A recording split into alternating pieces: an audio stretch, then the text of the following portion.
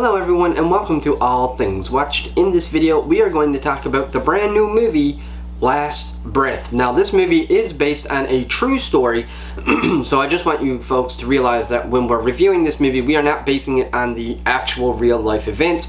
We're going to be reviewing this movie based on the movie itself and how our viewing experience was while we watched this true story unfold on the big screen. Now before we jump into the review though, if you don't mind, go ahead and click that subscribe button, trying to hit 500 subs before the end of the summer, which would be really cool if we could do it, but if not, that's okay too. I still appreciate you folks, you awesome folks, you know, watching these videos anyways. But if you do like this kind of stuff, then click the subscribe button and all that good stuff. We also have an Instagram page as well if you want to check that out. It's linked to the channel in the about or bio, in the channel's bio or about section, whatever it is. You folks know more about it than I do. I'm pretty new to all this stuff, but anyways, let's go ahead and jump into Last Breath. Now Last Breath had a stacked cast. Woody Harrelson, who portrays one of the main characters of the movie, and Simu Liu, I believe is how you pronounce his name, who portrays a character known as Dave Yusa, and you probably are familiar with that name given the fact that he is in Marvel and has played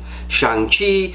He was the main character. He played Shang-Chi in Marvel, and I believe he will be returning as well in the future of Marvel, which I hope. It's been forever since we've seen Shang-Chi, but it was a great movie, a lot of fun. I thought they could have held back a little bit on the fantastical parts of it by the end of the movie, but overall I still enjoy Shang-Chi. But anyways, we're not here to talk about that. We're here about Last Breath, and so it stars Woody Harrelson, Finn Cole, and Simu Liu mainly. Now there's a few other casts in there as well, but that's essentially what the story, or that's essentially what the story, the cast that the story mainly focuses around. So the idea of Last Breath is that it's about these group of divers who are very skilled, and I don't know if they were actually like underwater welders or just I don't know what the actual classification of their job is. I don't know if they were welders or just people, I don't mean just, but I mean people that were, you know, they're the kind of divers that go down to fix stuff. In this specific story, they had to go down to fix a gas pipe or a pipe on the ocean floor, you know, really far down, because it was a gas pipe or whatever it was. They had to fix it and repair it, and of course once the divers go down there, that's when catastrophe strikes. So while the divers are down there, it's almost like this storm approaches the boat up on the surface, and so the swells start to get, you know, very extreme, and so the boat really starts to lose its buoyancy, or more so its stability, and its buoyancy ends up becoming really crazy. And so these divers are really attached to this structure which is lowered into the water, and that structure is attached to the boat. And so Woody Harrelson's character Dukin, he's basically the guy that's sort of, he's down with the divers, but he's not actually in the water. He's sort of down in that little contraption in which the divers go into the water, so to speak. So he is underwater. He's not on the actual ship. He is underwater, but he's not actually a diver. And he's sort of, to me, it seems like he's their mentor, their coach, almost like their life support, because he keeps an eye on everything while they're down there, on their oxygen supply, their air, the temperature, because, you know, their body's got to stay warm being below the ocean, which is so cold and so freezing, and all that good stuff. And so essentially what happens is while these divers are down there, and when this storm comes and the swells come and the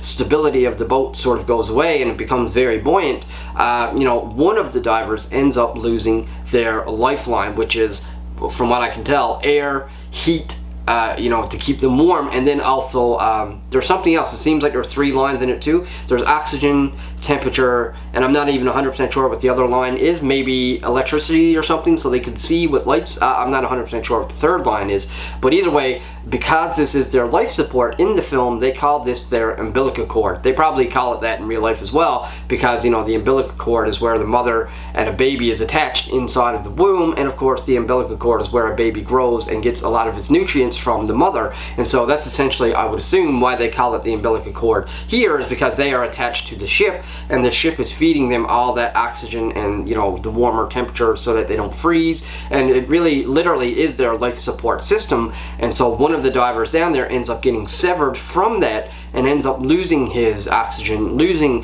his life support, and ends up having his umbilical cord severed, and that essentially what the whole movie is about. It's about these divers. They got to go down and fix something. One of them ends up facing a catastrophe, and then the other one has to return to the ship because of the swells and the storm. So then it becomes more of a rescue mission to see whether or not they're going to be able to save this person or not. He has no oxygen, he has no heat, he has no power or electricity. He is literally just a sitting duck inside of his diving suit, and he has no oxygen and nowhere to go, nowhere to run to, other than all he can do really is just hope and I guess pray that somebody will find him in time before he actually suffocates. And I can't imagine what would have been going through his mind, you know, in the real world. I mean, the real life character or the real life person, I can't imagine what would have been going through his mind to be trapped down at you know, in such submersible depths of the ocean where there's no light, there's no heat, there's no oxygen, there's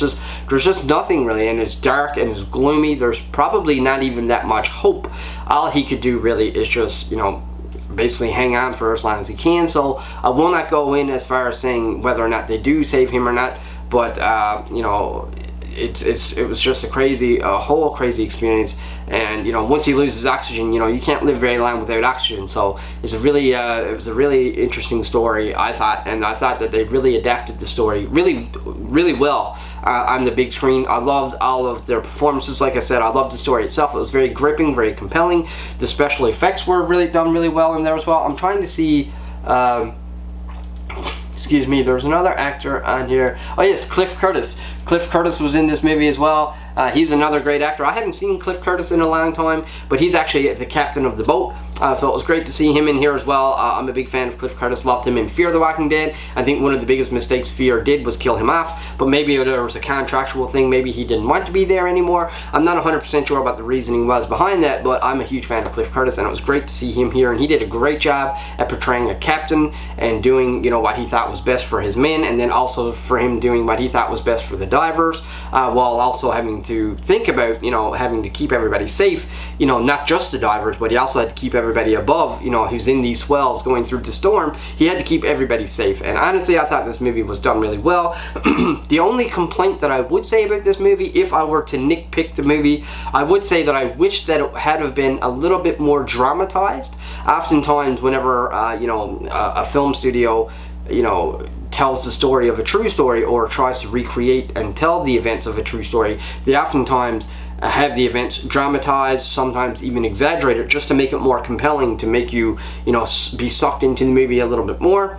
I do feel like when the diver ends up getting his umbilical cord or his life support severed, I kind of wish it had been a little bit more dramatic. I felt like it was an awesome story, great acting, great performances, but I did feel like it wasn't as suspenseful as I would have hoped for this type of movie. So even though I still loved it, I think that, you know, it could have been a little bit more dramatized, it could have been a little more suspenseful, and it could have been a little bit more, you know, even more emotional for that matter. And because of that, I would have to bring my review down a little bit. I would have loved to give this maybe like an 80 or 85, but because I didn't get that dramatization, or I didn't get that emotion that I was hoping that I would have got, even though it was a great movie and a great story and even quite inspirational, it never gripped me like some other true stories that you could watch, you know.